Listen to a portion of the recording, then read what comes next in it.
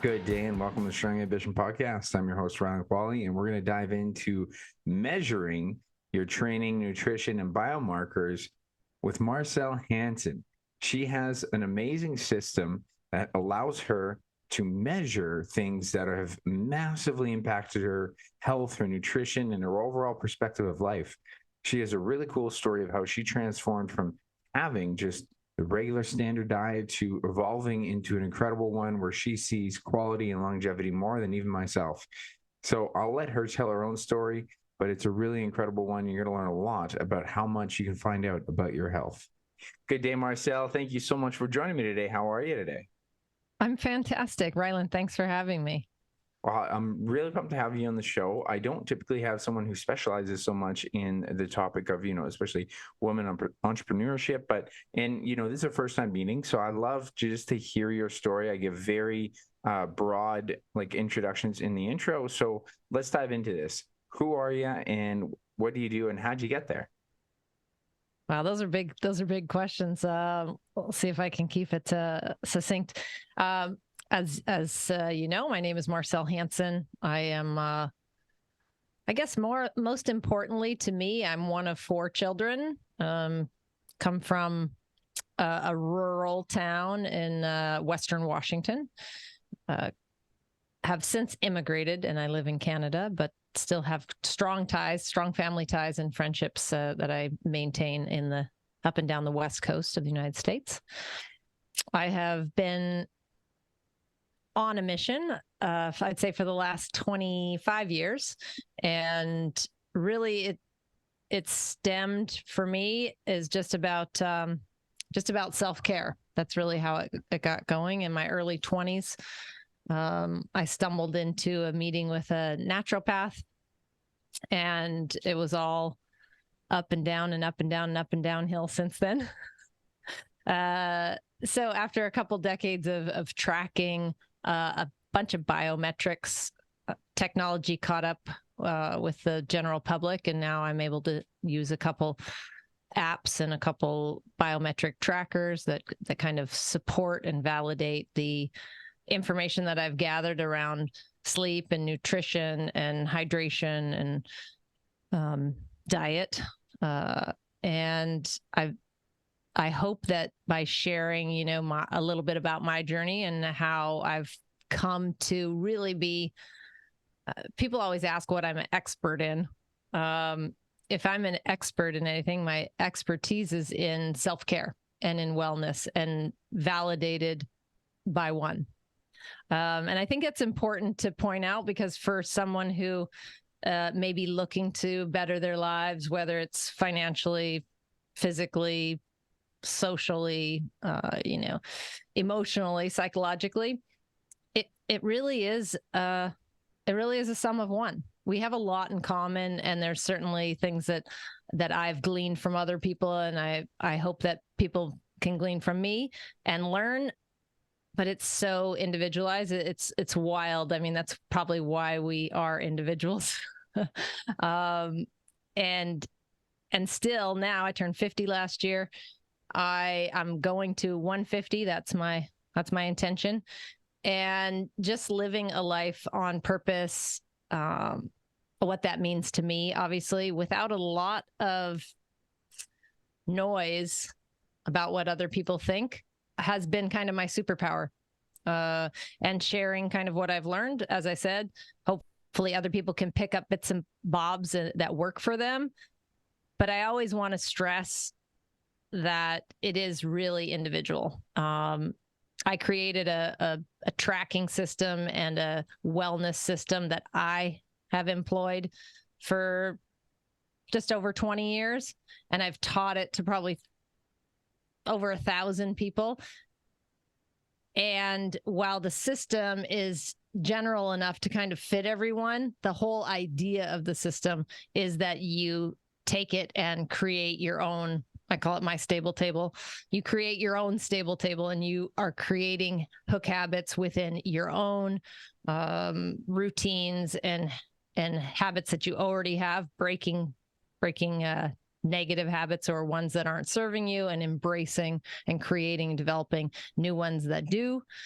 And through a kind of a general framework of my stable table, it allows people to kind of have enough guideline to have structure, but also enough flexibility to kind of create what works for them. And that's kind of where I'm at now. And that's mostly the last, 20 years of my life that I've kind of been walking the talk, if you will.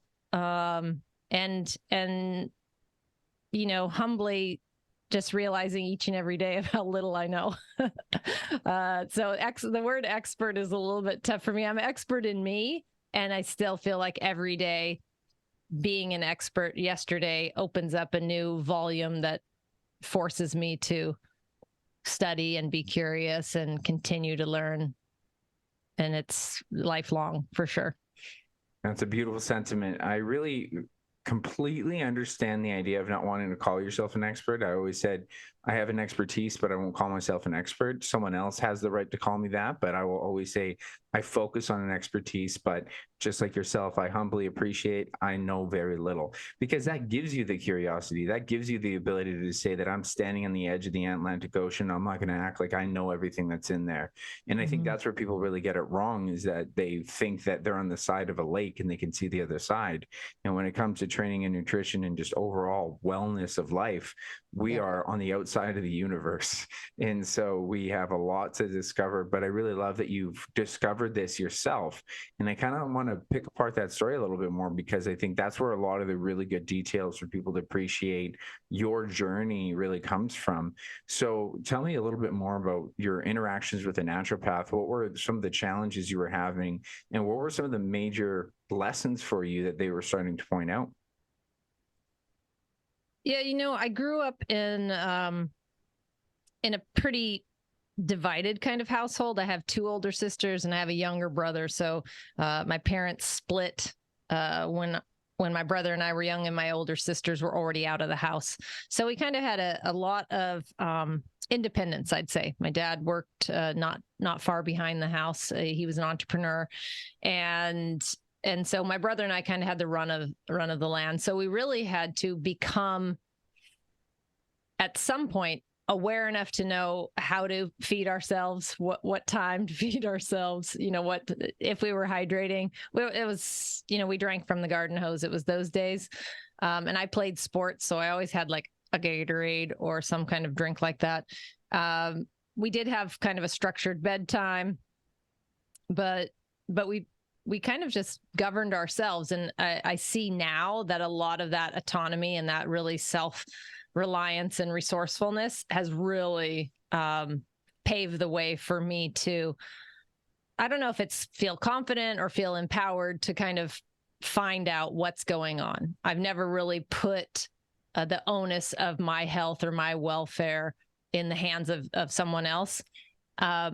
That said, ironically, I when I bumped into someone who at the time was just a friend, and she mentioned this naturopath, the reason it came up is because I was really active as a child in sports, but I ate really poorly. It was like sugar on top of a sugary cereal. It was like, this is kind of makes me cringe to say these things because they are so far removed from could not be night and day from how I behave now.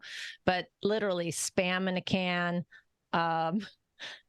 block cheese, skim milk, just so many processed foods. We lived fairly rurally, and unfortunately the soil wasn't that fantastic. So we didn't really get a lot of our own, we weren't able to produce our own food as much. We had some strawberries, I think, and carrots one year, but that was about it. But we had, 15 miles away, there was a grocery store. And so we got a lot of like frozen vegetables, a lot of in the bag, in the box with a barcode kind of thing. The complete opposite of what I am now, I have to say, because just saying those things kind of gives me a little bit of a queasy feeling. But I think it was the sugar. That's what I'm going to claim. That really kind of wrecked me. I was always very active. I was very, very lean, had a really hard time putting on muscle, gaining weight of any sort as a youngster, and started my period very late at 18, similar to my mom. And it was just sporadic. It kind of wasn't as regular. And I kind of like heard other girls at the time and women at the time saying how theirs was monthly, and mine was kind of like every other month or every third month or whatever. And I was like, I don't know if this is right. So I got this referral to a naturopath, and I really went in wanting to find out if I could regulate my cycle, for one, not knowing then how important that cycle is as a reflection and as a learning tool for all women, of like kind of where they're at in influence of circadian rhythm, of dietary needs, of caloric needs, of how your sleep is. Like everything affects this, and having a cycle once a month kind of reveals to a woman that some things are going as to plan, and then there's symptoms and factors that you can factor in and see that things might not be going to plan. So when I sat down with that naturopath in the early 90s, she basically said a few things.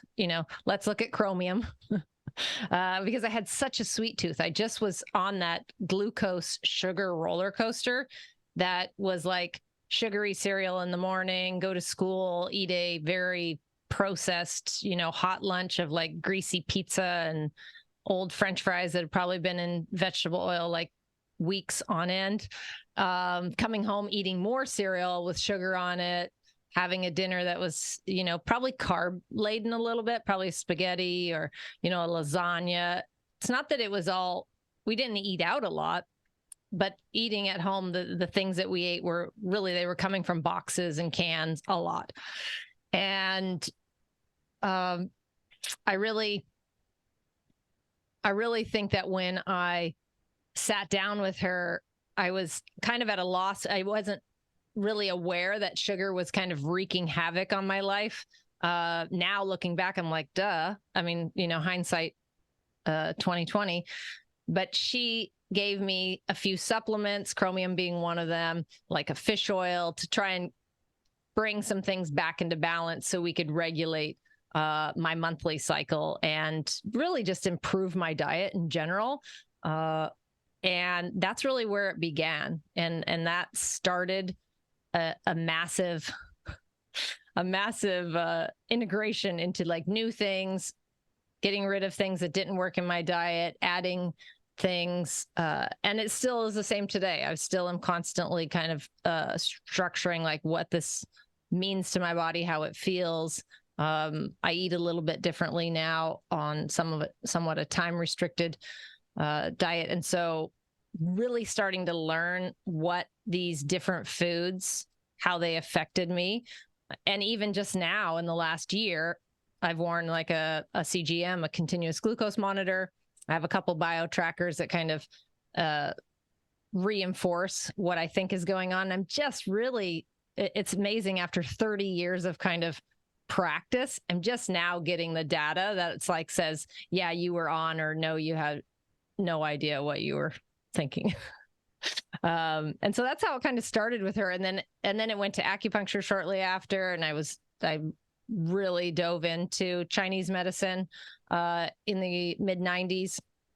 And I still do. I go to acupuncture every 2 weeks to this day. And so a lot of other modalities kind of popped up along the way, whether it was restricting something that I was eating that wasn't serving me, whether it was adding something into my diet that was a suggestion or could possibly be helpful, and then analyzing it, if you will, observing how I felt energetically and emotionally afterwards, and kind of a rinse and repeat of that just on a really regular basis for 2.5 decades brings me to today, still doing it.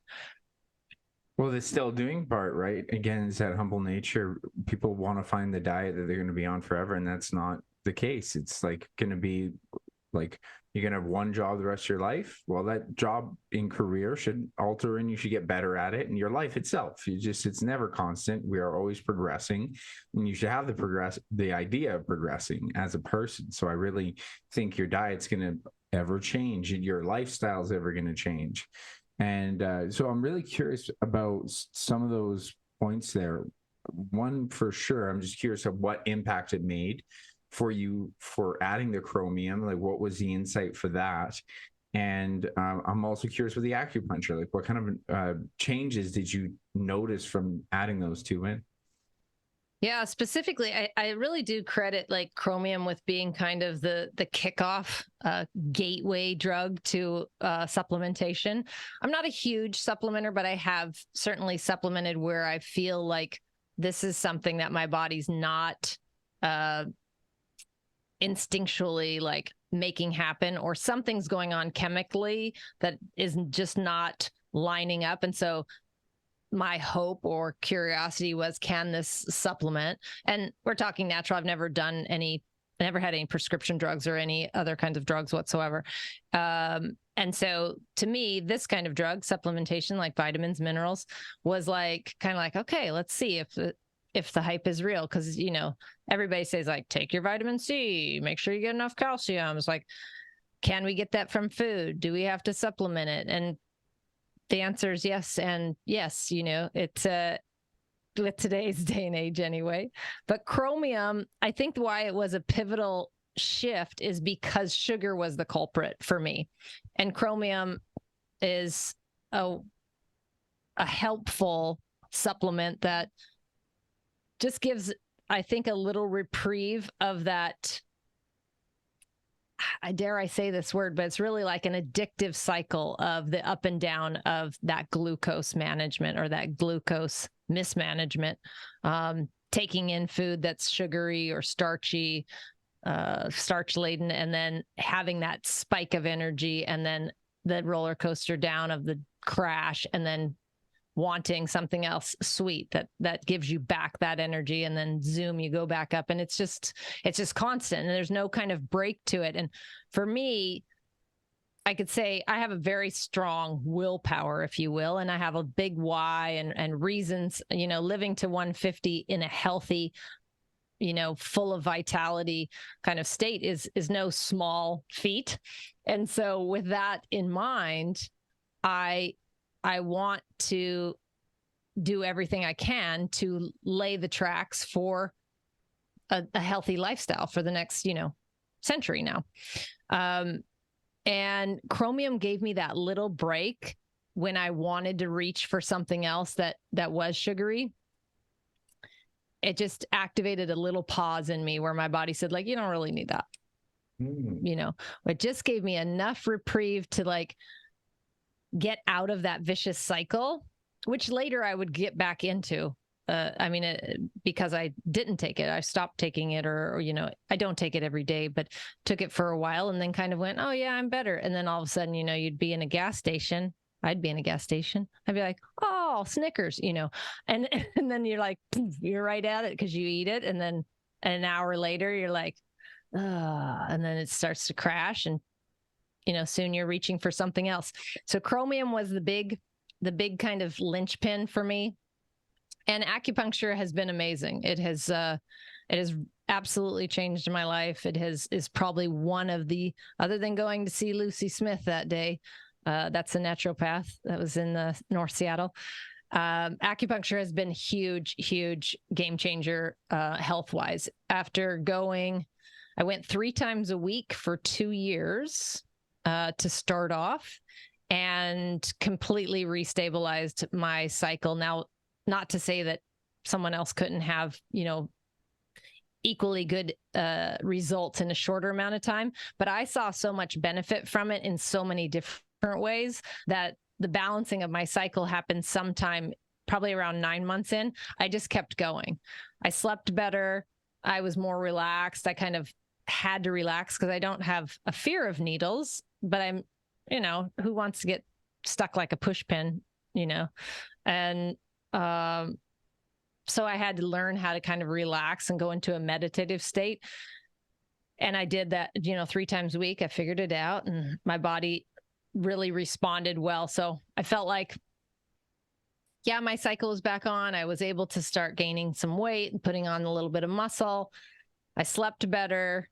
I found that my appetite maintain, but I didn't have as much of a sweet tooth. And I think that was the chromium kind of adding at that time. And then the acupuncture just overall was like a reset for me. And I think it's like that for everyone if they're responsive. I've turned so many people onto acupuncture. I got my dad to finally go, and he had amazing results. My sister is gone. I went back to school 12 years ago, and I actually studied acupuncture in a doctorate program here in Victoria, and just for fun, like never that I was going to practice, but I just wanted to know. I was still curious, like these pins go in me and something magical happens, but I don't know what it is and I don't get it. Like I didn't understand it. I only was like, it was like a secret for a while, like this works. And I didn't tell anybody. And then when I started learning more about it, then I told everyone. And then when studying it, it really was fascinating. I think that we don't get enough information in our youth around how to care for ourselves. We might learn how to brush our teeth, maybe learn how to floss from, family members. But when you're at school, like health class has nothing, it's useless. Like it really gave me zero idea as to how to even build muscle. Like as a lean person, with someone who I always felt like I kind of ruined my spleen. The spleen is energetically strongly related to sugar, and so after all of my acupuncture, I felt like, oh, okay, I'm somewhat fixed, and it did. I started to gain weight, but I always felt like all that sugar as a child really set me back as far as growing, developing, maintaining any sort of like harmony within all the systems in my body. And I still go, I've always gone with very little hiatus over the last 20 some years.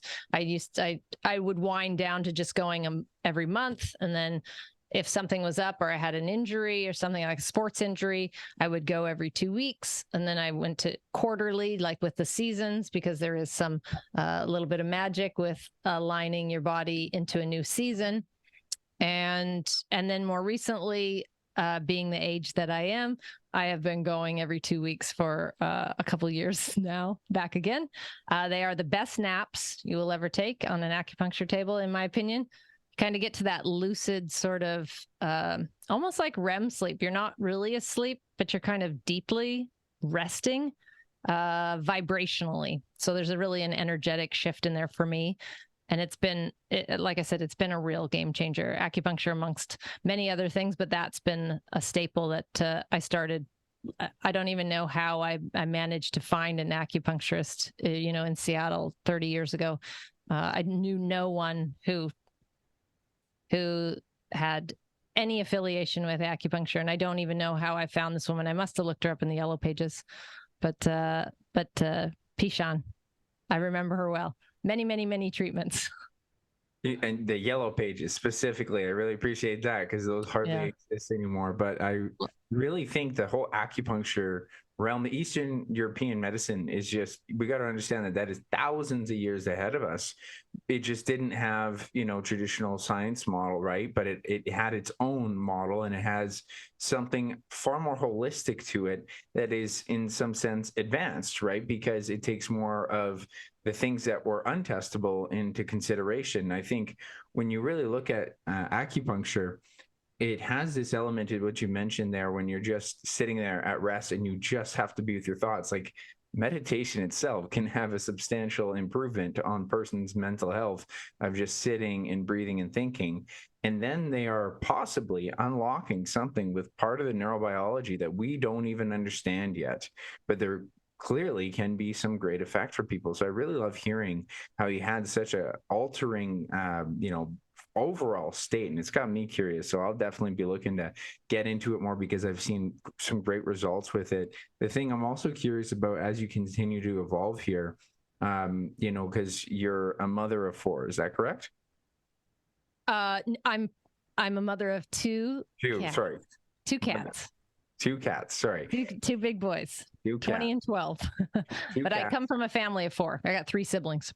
4 siblings, 2 cats. And, growing up, with trying to be an entrepreneur, trying to be,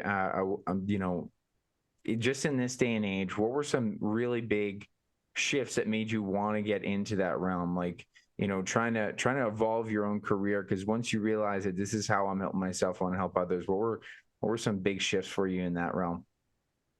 I took sort of a back door into having wellness be my uh, vocation, if you will. I've done a lot of other things, and really wellness. You said something a few minutes ago about if we had one job our whole life. I believe our one job is to take care of ourselves.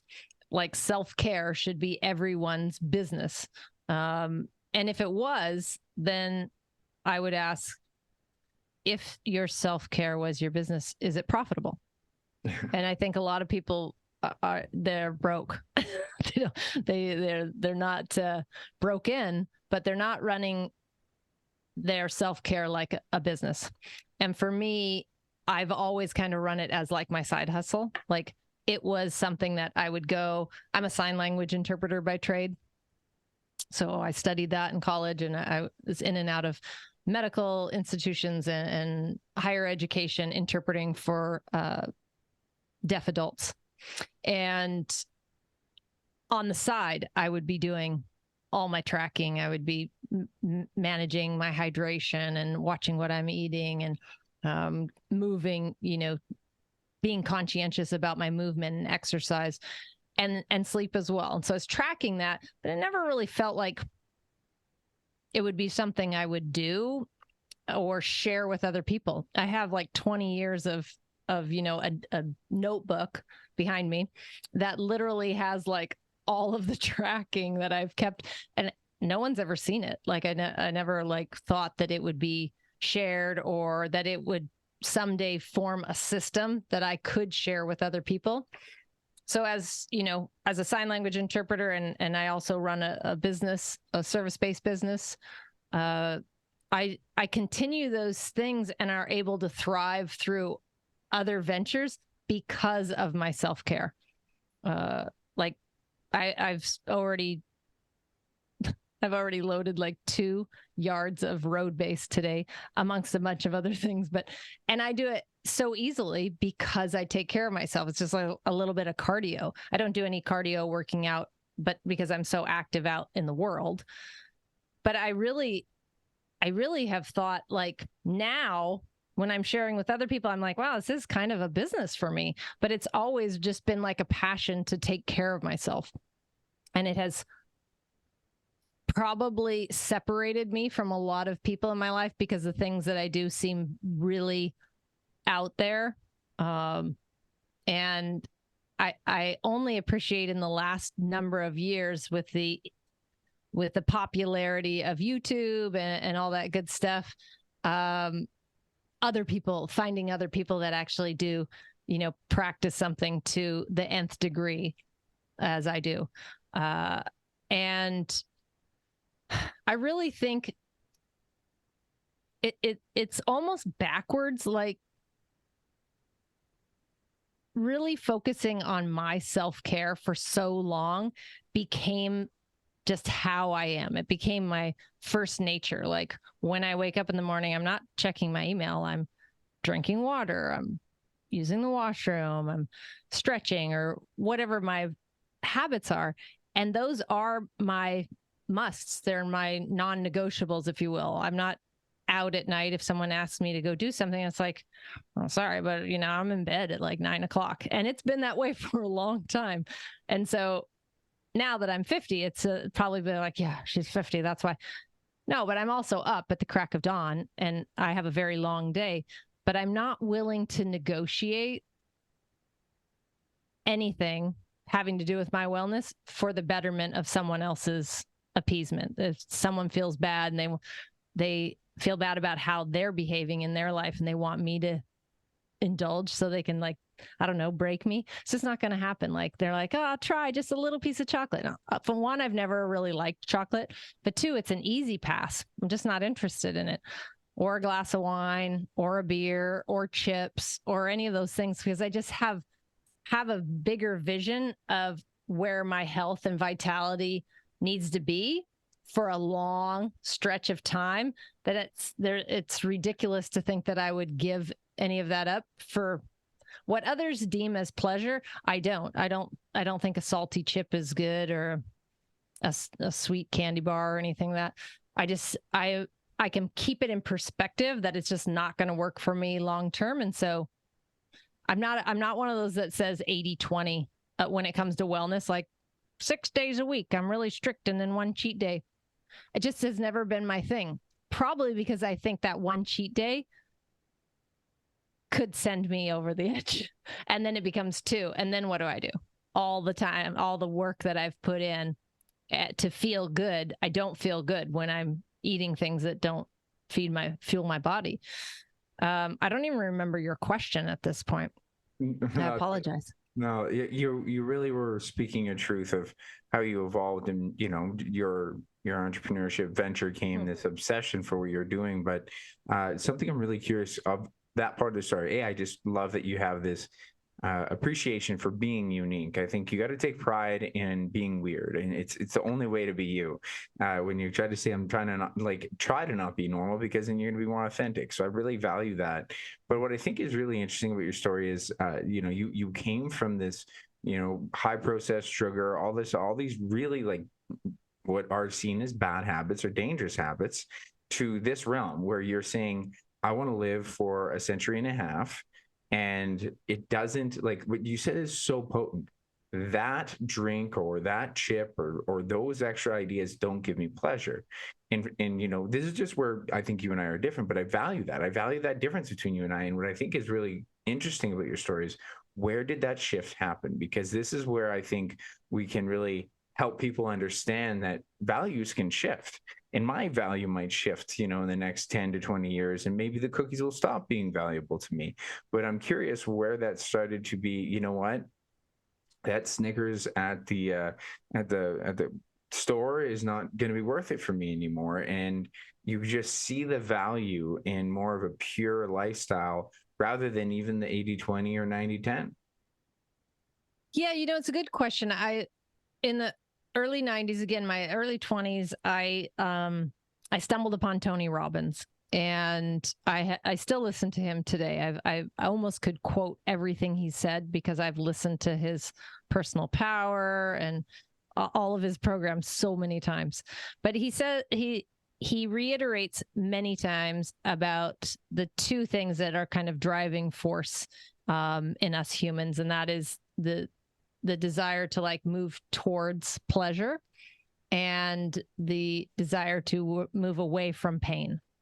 And I think a lot of people are geared towards moving away from pain.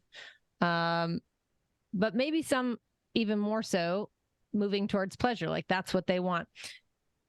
I think that the hookup, or the hang up is what I want to say, is what is pleasurable.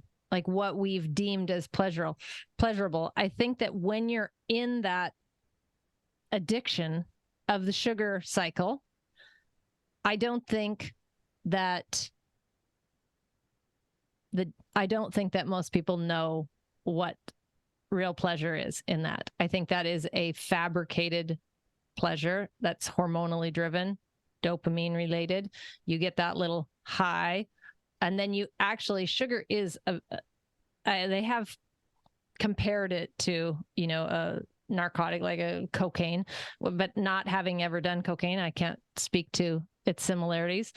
But what I do know is that for me, years and years after I went off sugar, if I ever had some, it totally wrecked me. I would be up literally shaking, not able to sleep for 2 days off of one bag of M&Ms. I remember this very specifically. I hadn't had sugar in years, 3, 4, 5, 6 years, nothing, not a cookie.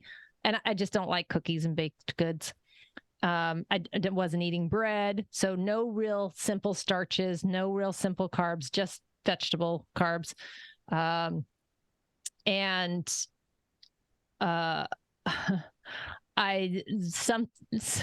something spoke to me to have this bag of M&Ms. It was my favorite, my dad's favorite, the peanut ones. And I somehow found myself just eating them one right after the other. And I ate the whole bag. It's probably 3:00 in the afternoon. And I remember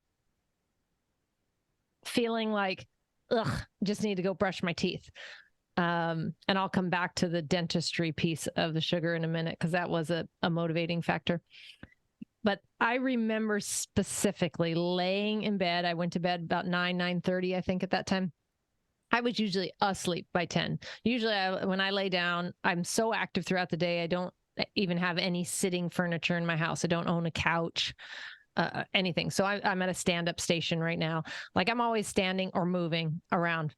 And when I lay down, whether I'm at the dentist, the acupuncturist, the massage table, or at bed at night, I'm out. Like 30 seconds, I'm like, conk. I got that from my dad as well. And that night, I could not sleep to save my life. Could not. In fact, I couldn't even close my eyes. I was like wired awake. And I was like, what's going on? And I didn't clue in at first that it was the M&Ms. And I literally lay there for like 2.5 hours. I had some of the worst sleep, restless, toss and turn. The next day, I was jittery and like kind of spastic and hard to hold my focus. And the next night, I laid awake for probably 2-3 hours. It was probably past midnight. And finally, it must have been out of my system enough to like let me go. But I felt like a junkie. It was the weirdest out of body experience in my body that I've ever had. And I knew then that I actually had done drugs, but that sugar was a drug. It is a drug, and it really wreaks havoc on a healthy body.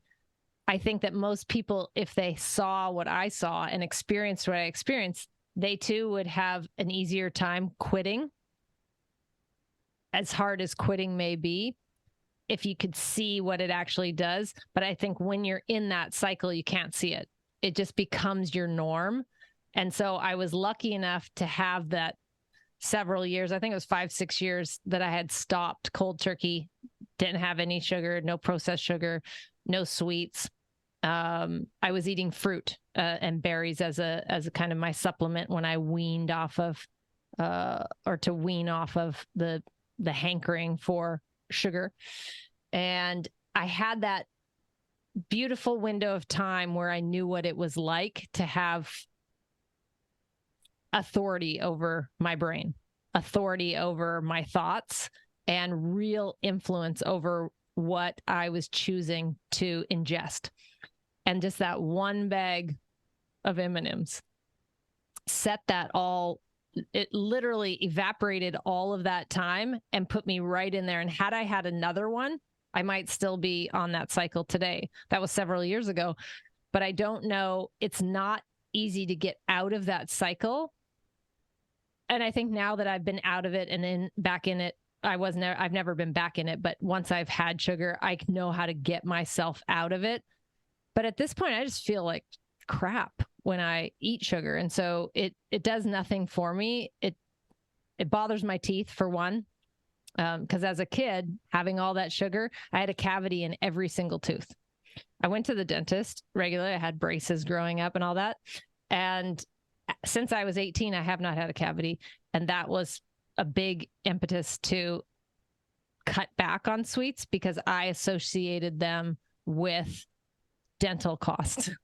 And I have great teeth now. I've taken very good care of my teeth. I probably have $30,000 worth of dental repair in my mouth, where I have had the old amalgam taken out or what have you. It's just been very costly. And I always thought, when I ate sugar after I had stopped, even if it was just one sweetness every 6 months or 9 months, killed my teeth. It literally ached my teeth. And so I started to associate, this gets back to Tony Robbins' association, is I started to associate pain with sweets. And then it makes it really easy because I don't want to do anything that's going to put me in a state of pain or discomfort. That's just silly. Like, why would I? And it allowed me to shift my perspective to see that in the long run, that was not something that looked sustainable or felt sustainable to me. I never understood that sort of propensity when I played sports, and I played until about 5-6 years ago. I've dragon boated, played football, softball, tennis, golf, basketball, and a lot of these adults during rec leagues or whatever, during halftime, they'd want a beer or smoke weed or to have like a sugary like bag of chips or a candy bar. And I was always like, what? It always just threw me off that here you're asking your body to like run sprints and jump over people and like run as fast as you can. And then you're putting in it really gross, processed, disgusting things. If you even understood what the ingredients were on most of those things, if you weren't in the sugar cycle, you'd be like, why would I put that in my body? It's like if it said glue, arsenic, rubber stamps, nails, would you eat it? Like, it's literally things that you would never even understand. You can't even pronounce half of the things in there other than the dyes and the sugar and all the fake sugar and all the other things in there. So I think that really that huge influence was that it felt bad. And I think the only way it felt bad was because I hadn't done it for a while to cleanse my system of not feeling stuck on that little hamster wheel, if you will. I jumped off, I fell off, I ejected myself out of there, and then wanting to get back on it while it was moving just didn't make sense to me. Certainly I've slipped over years. Like now there's just really no reason at all. But years after I had stopped, obviously that bag of M&Ms was it was ceremonious in ways, but boy, it was a real eye opener of like, okay, I have control over how I feel. I can self-manage. I can self-soothe. I can regulate all my emotions. I am impacting my cycle, my circadian rhythm by when I go to bed. My weight by how much hydration. If I'm hydrated, I'm eating well. I can control all these things, but I can't on sugar. They are mutually exclusive things. You just don't have control over what's going on if sugar's involved, because it takes over and it does things to your body that you can't intercept, right? So I think that just having it be, one, achy for my teeth, and two, just feeling like this just doesn't feel good. That was really it's not a wake-up call. It kind of is just really subtle in that way. It just made sense to me. It was logical to just stop. And for other people, I understand that it might not be logical. And of course, because it's not logical to consume the amount of sugar and caffeine that most people do. Right. It defies logic. And so it keeps people on that kind of cycle. And then when you're out of that cycle, the joy is you could perceivably partake in some of it in smaller doses that may be pleasurable, that may actually bring pleasure and not wreak havoc on one's bodies. I think that's all very individual, but I think as a society, we are way out of we've been hornswoggled. That's the word I'll use. We're way out of the loop on how much these substances really affect us. And I just feel really blessed that I somehow fell out of that trap and can see it for what it is. And I feel great. Like, I guess at the end of the day or at the beginning of the day or anytime during the day, I'm kind of unbeatable when it comes to feeling like I could, if I need to run for the bus, boom, I can run. I don't take the bus, but if I had to, I could go 2 blocks. Like if I need, 6 yards of road base shoveled and wheelbarrowed around back, I can do that. And it's not it's not even a chore. One, I grew up doing a lot of that, so I'm used to it. But secondly, I don't wake up achy in the morning. I'm not sore afterwards. I feel great because I know how to adjust my hydration, my sodium, what I'm eating, going to bed a little earlier. And these bio tracking devices that I use now help me do that. But I figured that out prior to the tracker, that this is the balance that my body needs.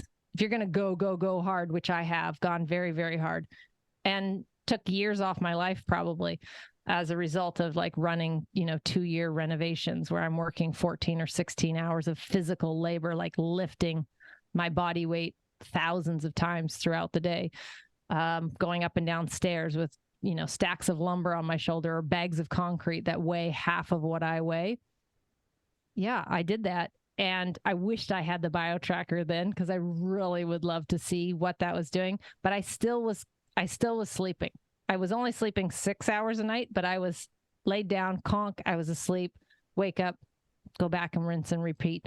And it allowed me to do that at that stage in my life. I don't think that I would do it now. I would choose not to.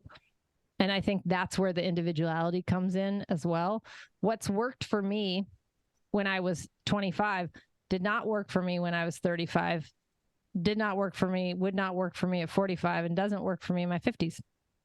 And I think everybody needs to understand that there are cycles that you can cycle in and out of, like intermittent fasting or just fasting in general, or time restricted diets. These are things that you have to know where your cycle's at. And for example, if you're a woman and you want to have a baby, it may not be a great idea to be doing, 3-day fasts. You really do impact every cycle and every balance within your body when you alter things. And so knowing kind of how those things play off each other has taken a long time. And now science is kind of caught up with the everyday person, where you can find this out. You can get your gut flora tested.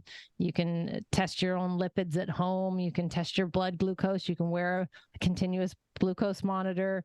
You can track your sleep. It tracks your body temperature, your heart rate, your resting heart rate, your heart rate variability, which I love. Heart rate variability is on my big kick right now. But 20 years ago, you never heard HRV. If you did, it was heat recovery ventilation system, which is in construction world. But nobody even knew what it was or what it did. And it's still, I think the average person doesn't know. And it's amazing that for $100 a month or whatever, you can, or installments, you can have a tracker tell you that. And I think for me, the awareness of, yes, I've tracked a lot of things over the years, but now that I have something tracking for me, it's amazing that I can start to reinforce, like, okay, here's an example. Last week I woke up and I felt like I was a little tired in the morning. I mean, I get up, I've never woken up to an alarm, not in like 20 some years. I woke up, I did about my thing, but I thought, oh, maybe I didn't sleep well. It takes a while for my bio tracker to collect the data in the morning. And so then it popped up and it was like, you had a great sleep. And I was like, what? And I was so surprised. I was so surprised. I had like 3.5 hours of deep sleep. So like REM sleep and deep sleep. And yet I felt like I kind of been hit by a truck. Have you ever had that feeling? So you worked out really hard. It's leg day. You're still a little wobbly the next day. I was like, really? I was like, that's what deep rest feels like? Totally changed my perspective. I was like, yeah, I'm on the top of the world. And that day was like an amazing day. But had I not had some tracking reinforcement, I might have woken up and been like, I'm just going to take it easy today. When that was the complete opposite of what the bio tracker was saying. It was like, you rested so good, get your ass out there and like push hard today, because you've created this reservoir of energy because you slept so well. Now go out and use it. And I would have been doing instinctually completely the opposite. I would have been like, yeah, I'm going to do some admin. Probably won't do too much physical work because I kind of feel a little tired. If I was any other person, I might need an extra cup of coffee. I've never had a drop of coffee in my life and never will. Being from Seattle, that's a little sacrilegious, but just never been a fan, never had a need. But imagine like if that was the message that I had in the morning that I was telling myself, which was incorrect, I would lean towards maybe sweets, maybe a sweeter breakfast, maybe a coffee or an extra tea with some caffeine. I don't do caffeine. But having these, like, this is like a magical tool. It's like a flying saucer. It's like so amazing to have this little thing that says, dude, you slept so well. This is how many minutes you were in REM sleep. This is how many hours you were in deep sleep. This is where your resting heart rate was. This is what your heart rate variability was. Like, you're rock star, go seize the day. Like, it's totally different night and day. And I think, I just said this on a episode of my podcast. I said, if I, after like 30 years of this being almost my daily focus, like conscientiously, like focused, intentional, watching what I eat, making good choices, staying hydrated, being active and sleeping well, and focusing on all that wellness and emotional management and regulation. If I last week just thought that I had felt bad in the morning or didn't feel optimal in the morning, yet realized from a bunch of data in, a few short minutes that I actually had a great sleep. I don't know if you can use profanity on your podcast. Oh, yeah. But yeah, I'm like, the average person has no fucking clue. It's just not even possible, because this is something I'm pretty astute at. Like, this is the one thing that I do excel at, like knowing about me, about what's going on and how it's affecting me. And just last week, I had like a big, like, boom, sucker punch of like, you thought you didn't feel good in the morning. It's like, and I was like 100% recovery, like 100% sleep. I was just like, it was completely eye-opening in that I think that if more people had the awareness and the ability they have the ability, but if they chose to have the intention to maintain like some documentation or kind of have some really more objective data and science, if you will, that supported what was going on, they could change their mental schema and how they view, how they show up even. Because I just found it really amazing, because there's a quick story is that I felt fine, and yet I didn't feel like anything was going on. I was walking down to a client's house. It was about 10 o'clock in the morning. This is 6 weeks ago. And I wasn't breaking a sweat. I was strolling. In fact, it was a beautiful morning. I was just kind of kicking it. And I get an alert on one of my bio trackers that says, whoa, take a seat. Your heart rate's at like 140. And I was like, what? This tracker must be wrong. Like, that's what I thought. And I have two for that reason. So, because I thought this cannot be right. I'm like, I don't. And then I took my pulse, and literally it was racing, but I didn't feel anything. I didn't feel like it was racing until I checked it. And I wasn't sweating. I wasn't having a hot flash. I wasn't stressed. I was just walking along. Well, turns out I had accidentally taken a little too much B12 and over-methylated myself. So my heart was actually having its way of like trying to get things back in regularity, but I had absolutely no clue. And I'm pretty, I don't know if you figured it out yet, but I kind of pay attention to this stuff. I was really floored. I'm like, I don't feel like my heart's racing, because it's a different kind of racing. It's not racing because I'm in stress mode. It's not racing because I was like flight or fright. It wasn't stressful because I was exercising or anything like that. It was doing its own internal job unbeknownst to me, like without any other symptom or any other presenting symptom that I would have recognized unless I put my fingers on my carotid artery to check. So another kind of wake up call of like, wow, like I'm paying attention here, and there's still things that are going on. I mean, there's trillions of things going on in our body, as we know. There's trillion cells in there. They're methylating. They're regulating our body temperature, our respiration. I mean, so much is going on with the body. It's amazing. But I thought after so many decades, really, that I might get just a glimpse of like, yeah, I kind of know what's going on in my body. No, it's it's super humbling, because it's literally every day something new happens. I'm like, what? That's what autophagy does? Oh, ketosis, and I don't eat a ketogenic diet or anything, but there is, the fat burning Yeah, absolutely. method of ketosis is I think people have a little bit of a misunderstanding of it because of the keto diet and all that. That's something not entirely different, but quite different. So I guess it's just that wonder. Maybe it was, I bring it back to my childhood because my dad kind of let us do whatever. And that wonder of just like, what's over here? Oh, poison ivy. Oh, itching nettles, and we learned, we were curious. Of course, I think everyone is curious by nature. I just think that we get that curiosity kind of beaten out of us and squashed out of us through school, through church, maybe through our family and parents, siblings, peer groups, whatever the case may be, where it's like, how many times you hear someone being ridiculed for like asking why, like, why is that? It's like, just shut up, just listen to the lecture or whatever. It's like that curiosity is what will allow me and allow everyone else to really take authority over what's going on in our lives. And I feel really blessed that I have stumbled upon it. And I feel like you, it's like, just scratching the surface. Like if I lived to be 500, I probably would still have no fucking clue as to what's going on. But I feel like at least I know a little bit more about the depths of what I don't know. Yeah. And that's a good thing. That's beautiful. And I really value the whole tracking system. I don't go to the extent that you do, but I do feel like we get caught up in too much of, that doesn't feel right. Like I remember trying to teach someone how to squat and they said, well, this feels natural. Well, your knees are caving in because everything's weak. So that doesn't just your natural, using the word natural doesn't solve a problem.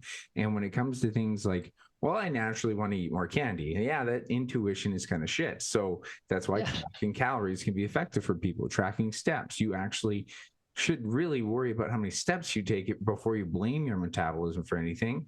Because if you track that, you'll find out, hey, you're just not active. So I really value how far you've gone down the spectrum, far beyond myself, but I'm scratching the surface, as you say. I love all this information you're providing. What I'm really curious is, this is a Strong Ambition podcast, and I have an idea what direction you're going with more tracking, but what is your most recent ambition? What are you really chasing after right now?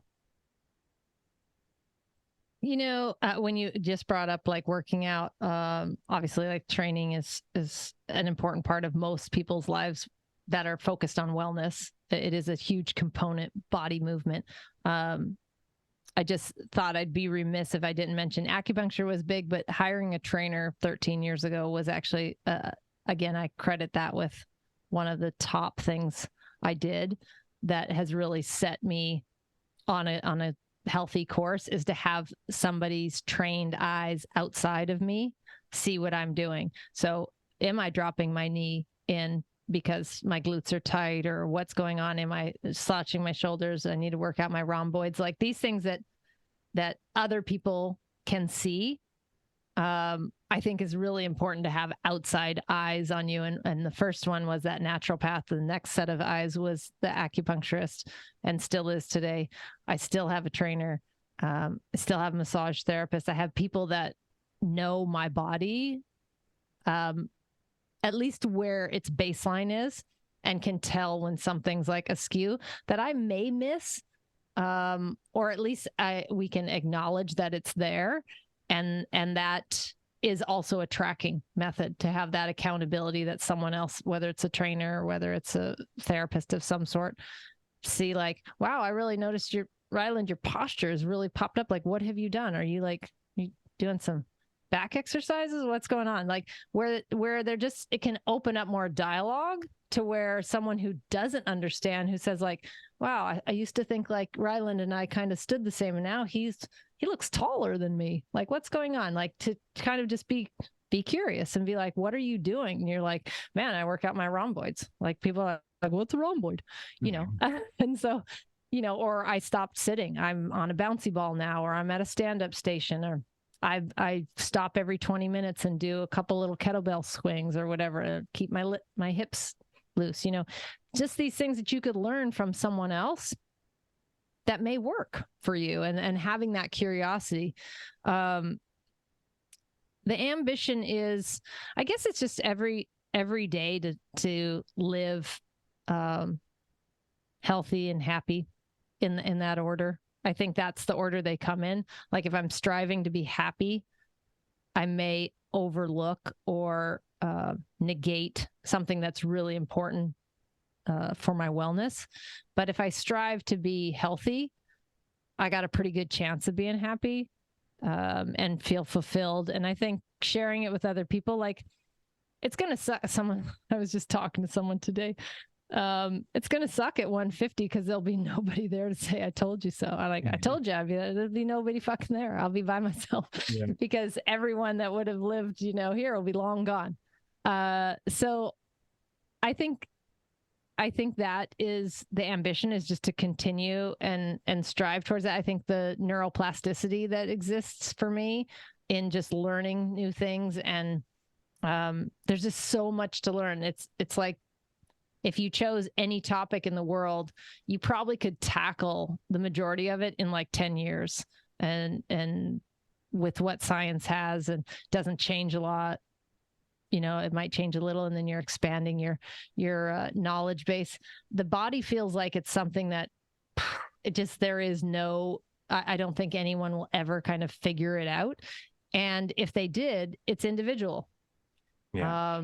And so then, then what? But I think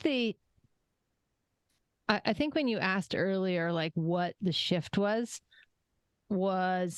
kind of got me on the path, is that, I come from a big family. Like I'm slender, but I have bigger boned siblings, and my dad was a bigger guy. And I think that when I started to get healthy, it was always my intention that I would lead by example, and maybe that they would follow suit.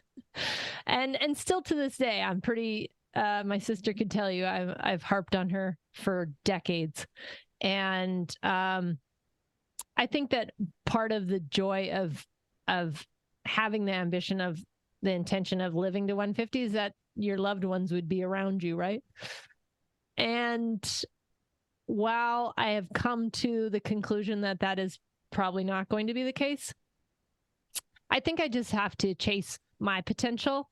And so I look towards other people that may be doing things similarly, if you will, with a similar obsession or passion. And really, there's only one guy right now that's just surfaced that kind of makes me go, I'm right there. And I'll tell you who it is. It's Brian Johnson, actually. If you haven't heard of him, he's on a very, I think he refers to himself as a professional, something like a rehabilitated athlete. Okay. So he's not a professional athlete, but he basically measures a shit ton of biometrics and does a lot of the same things I do, but he spends like $2 million a year doing it. So I kind of think I'm his hack. we do things similarly, but what he can do on, a couple $1 million worth of research every year and $1,500 a month, I probably do in no research, but just my own, and $5,000 a month. So I feel like he's getting some good recognition now. And I think if you looked him up, the average person probably looks and thinks like, that guy's so different than me. Like, why would you want to live to 120 or 180 or 150? It's like, well, why would you? If you felt like shit, you wouldn't. That's the whole point. Like if you're eating poorly, you're not taking care of your body, there is no purpose for you to continue like past 60, 70, 80, like be done with it. But if you felt great, and he's reversing his age metabolically. If you felt great and your organs were all like functioning and you could like thrive, then why wouldn't you want to extend that? That is our natural state, is to be curious, to thrive, to live with vitality. It's not dragging your ass out of bed every day and drinking coffee and eating crap and then repeating that the next day. That really, I don't think so. I think there's bigger purpose for us. And when I can manage my own self, I feel like at that point, and that's maybe just a couple minutes a day, then I can be of service to others. And I think that's a bigger purpose that we're here for, whether like having a podcast, like you're sharing valuable information with people that they wouldn't otherwise know. Thank God for technology, but also kudos to you for making that part of your purpose, like sharing your story. Because back in the day, we wouldn't have that option. If I didn't know you, or you weren't there weren't some folklore about you, I wouldn't have the opportunity to be like, hey, Ryland's doing that. Interesting. Check that out. And so we have so much at our disposal. So why not capitalize on it and make ourselves better individuals so we can be of more service to others? Yeah. I mean, maybe I could rent out a radio and I could do a radio show back in the day. Oh, I love that.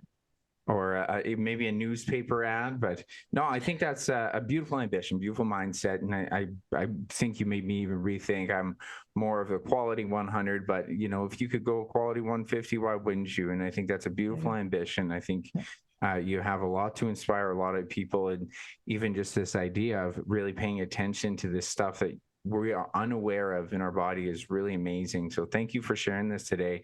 And why don't you tell people where they can find more about you? Oh gosh. Well, I have a podcast. It's called Small Habits, Big Changes. And you can find it anywhere that you find your podcast, probably where they find yours. It's also on YouTube. And then that's my website, I think, is my name. I don't think it is. It is my name, Marcell Hanson, but it's also at My Stable Table, which is my wellness system that I teach to others. And so anywhere but I'm thankful that you gave me the time today to share. And I really hope that if anybody out there resonates with any part of it, just continue to be curious. I don't have anything to sell per se, except the thought that I believe fully in is that there's so much more available to us in our potential and living it. And that's not special about me. That's every single individual.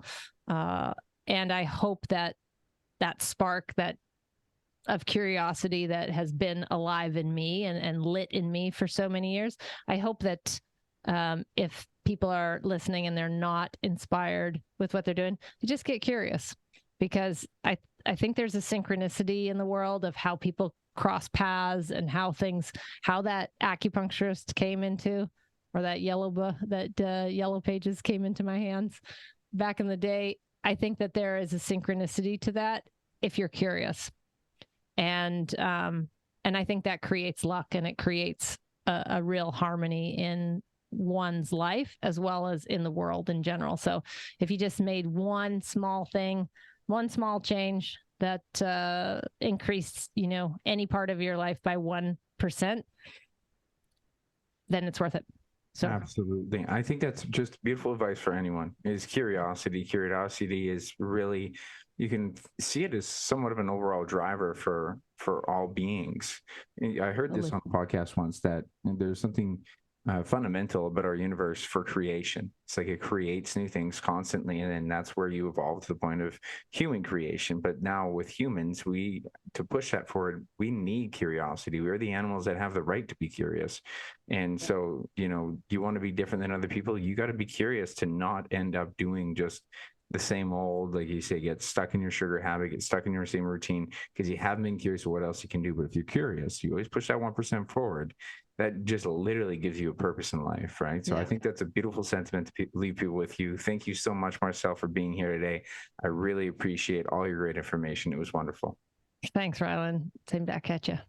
Thank you so much to Marcell in this episode. It was really fascinating to hear her revolution on some of these big impact things. I think chromium was a really big one for me. I'm going to do more research on that to find out how big of an impact that could possibly make for someone's appetite. As I had heard about chromium being an important mineral for the body, but didn't realize how impactful it could actually be for appetite.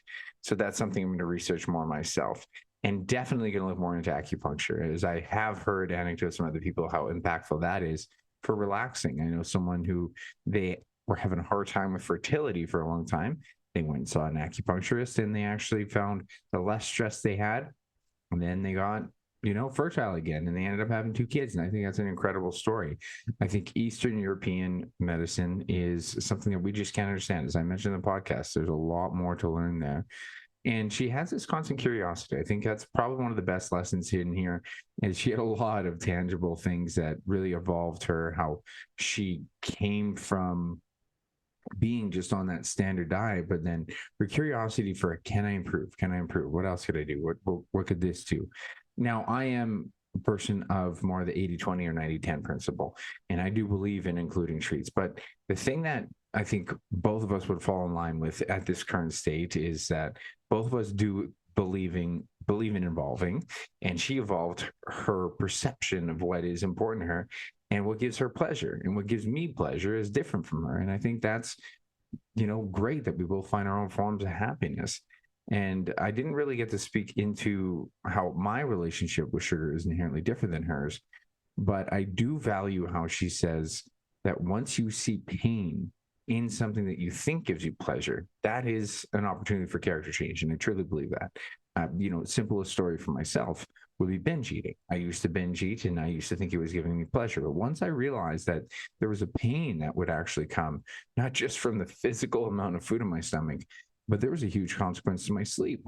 And when I started to recognize that my sleep was being affected, thus the next day, and then you would feel bad, and then you would actually be tired all day, and then you want to binge again, and that vicious cycle. So once I could predict the pain, once I could predict what the pleasure was actually causing and led to pain, I started to realize it's immediate gratification for delayed dissatisfaction and delayed pain, essentially. And I think that's a really important thing to consider when you're trying to evolve your habits. What is giving you temporary pleasure that you probably don't inherently need, but is resulting in a delayed form of pain or discomfort?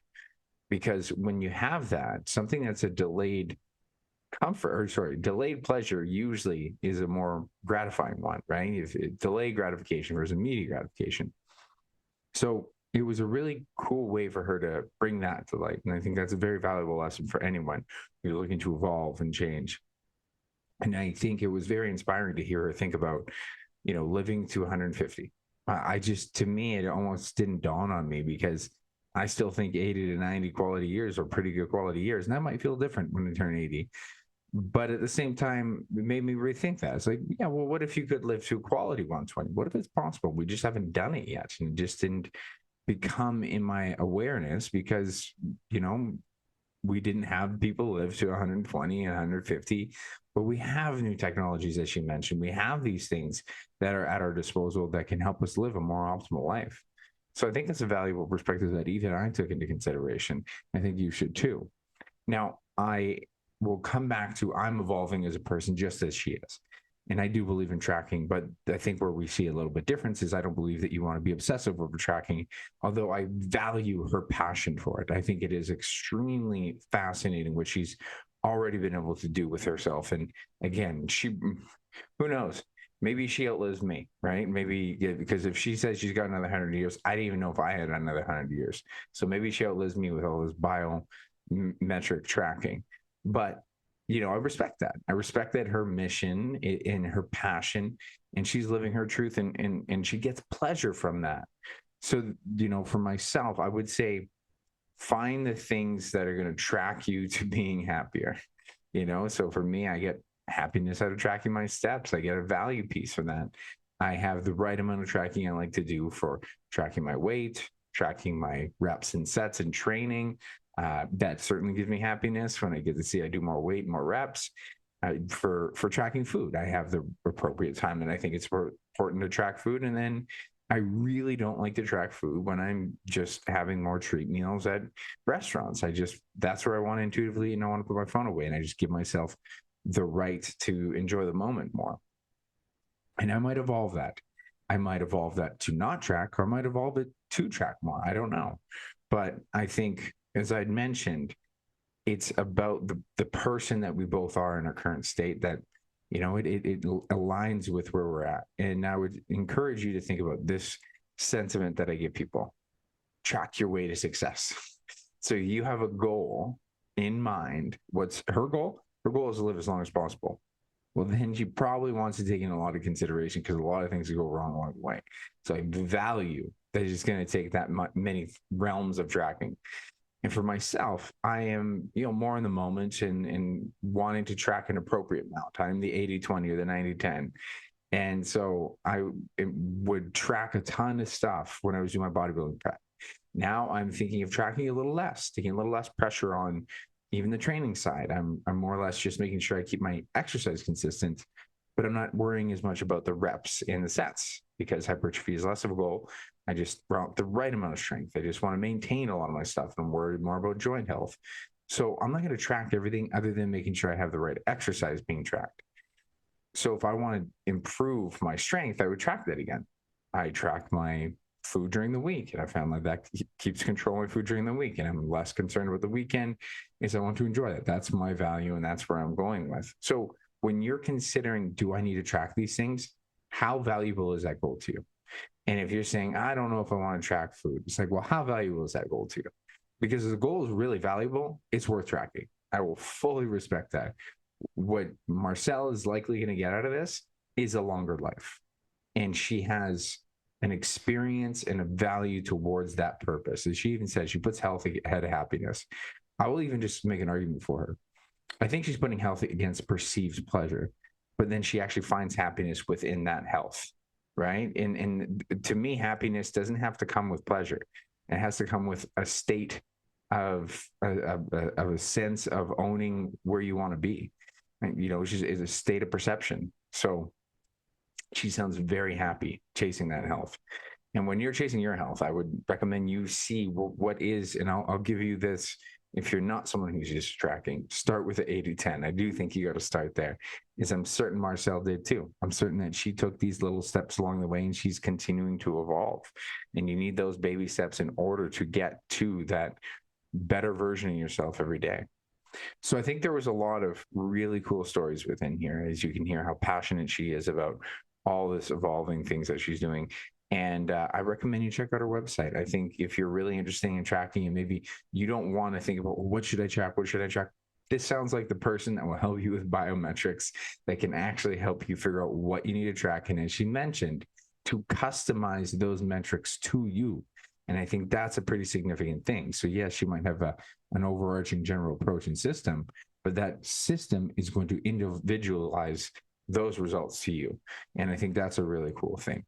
So I appreciate you listening. I appreciate Marcell being on the podcast. I can't recommend you checking out her stuff enough. And thank you so much for listening today. Remember to like, subscribe, share this with another friend that might be interested in knowing more about biometrics. And just remember, we want to continue to push forward. That's where those biometrics might help you, is to chase your own ambition. Because it is not about the pursuit of happiness, my friend. It's about the happiness within that pursuit. And I'll catch you next time.